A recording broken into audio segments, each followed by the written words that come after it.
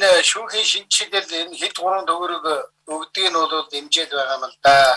Манай энэ шүүхийн ажлын хэсэгт орж ажилласан гишүүд ч гэсэн тиймэрхүү бодол саналтай явж байгаа гэж ойлгож байгаа. Ганцхан биш.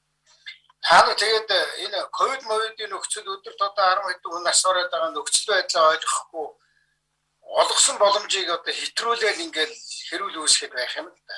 Би бол ерөнхийдөө ингээд Батбаяр дарга тэр та нар ч одоо санхугаш мэддгүй шүү байна. Тэр тооцсон дээрээ сайхан суугаад яг одоо хуулийн дагуу нэмэгдэх ёстой нэмэгдүүдээ гаргаад төвчж болох юмнуудаа төвчээд орхичмаар байх.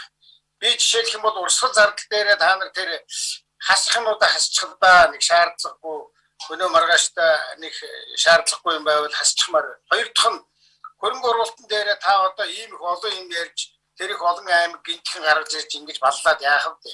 Яамгийнхаа имийг барьчихаа. Би харин надад нэг юм гормын санал байна. Юм цагтаргаа нэг ажлын хэсгэл байгуулмаар юм шиг байна. Хэзээ ч юм дээ. Ямар вөхөр энэ зөндөө олон шүүхийн барилга байгаа. Бид нар манай ажлын хэсэг явж үзсэн шүү дээ. Шүүхийн барилгуудыг явж үзсэн учраас хуучин барилгуудыг дуудлага худалдаанд тодорхой нөхцөл тойгоор оруулж худалдах замаар мөнгө босгож болно. Зөвхөн улсын төсвөөгээ суугаад байх юм байхгүй. Бага юмаа ингээд байрны менежмент, гинний менежментийг зөв хийчихвэл асар их мөнгө гараад ирэх юм байна гэж харж байгаа. Нөгөө талаасаа шүүх рүү нэгт арайч яах вэ хөөрхий.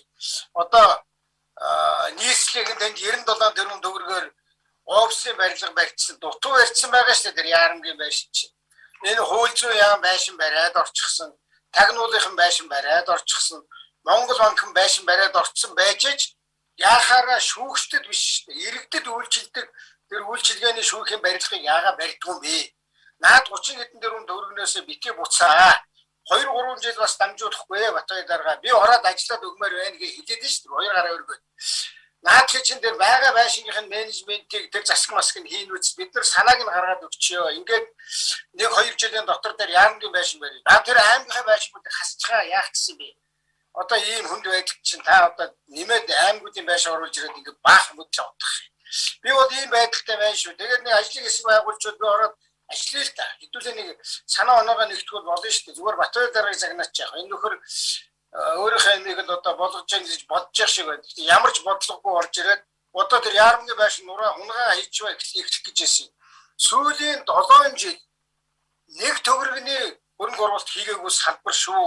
Тэгчгээд шудраг шүүх яриад шүүгчдийг загнаад бид одоо яах вэ? Наадах юм сайжруулах хэрэгтэй. Би тэр талд байна.